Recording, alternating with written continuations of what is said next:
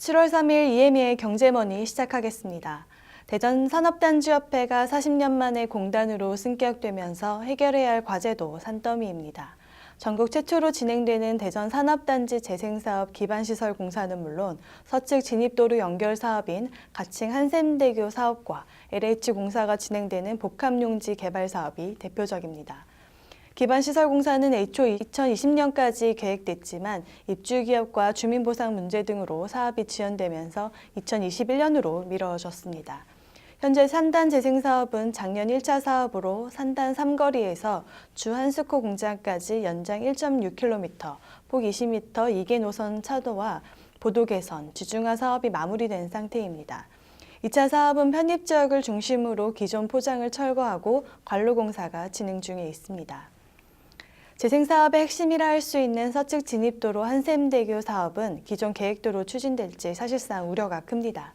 내년 상반기 착공이 계획돼 있지만 입주기업은 사업과 관련해 오랜 기간 논의되지 않아 부정적인 시각이 강합니다.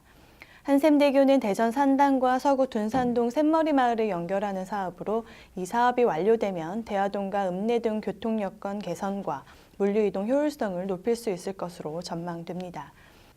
LH가 800억 원을 투자해 시행하는 구만리 자연녹지구역 복합용지와 공동 직장 어린이집 건립, 산단 대표 조형물 설치도 시급한 과제로 꼽히고 있습니다.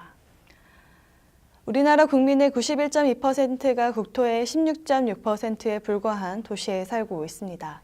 국토부가 발표한 도시계획 현황을 분석한 결과 우리나라 국토 면적은 10만 6,008제곱킬로미터입니다.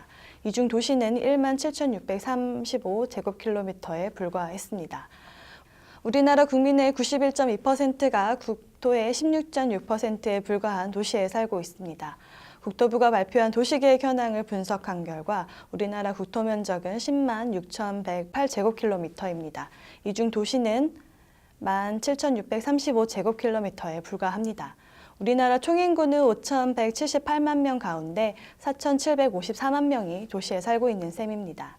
특광역시 중 면적이 가장 넓은 곳은 인천과 울산이고 부산과 대구, 서울, 대전, 광주, 세종 순입니다. 대전은 전체 면적의 91.8%가 도시로 인구 99.7%가 도시에 살고 세종은 28만 명 가운데 24만 명이 도시에 살고 있습니다. 한국디젤자원연구원이 페우레탄을 무한 반복 사용할 수 있는 폴리올 생산기술 상용화에 성공했습니다.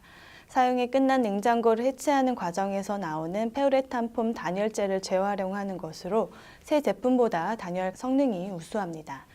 현재 폐냉장고에 포함된 우레탄 폼 단열재는 연간 2만 톤이 발생하고 있습니다. 적정 재활용 방법이 없어 단순 소각하고 있지만 소각 시 발생하는 유독가스로 인한 2차 오염도 매우 심각합니다. 냉장고 단열재 제조에 사용하는 우레탄 폼은 아시아 지역만 2014년 기준 연간 120만 톤이 발생합니다. 디젤자원연구원의 페우레탄 폼 기술이 적용되면 소각 비용은 물론 이산화탄소 발생량도 감축이 가능합니다. 중국과 동남아, 호주는 페우레탄 폼 소각에 따른 환경오염이 심각하기 때문에 향후 해외 기술 이전 수요가 클 것으로 전망됩니다. 국내는 연간 3,200억 원, 해외는 약 2조 원의 해외 시장 개척과 고용 창출 효과도 기대됩니다. EME의 경제머니였습니다.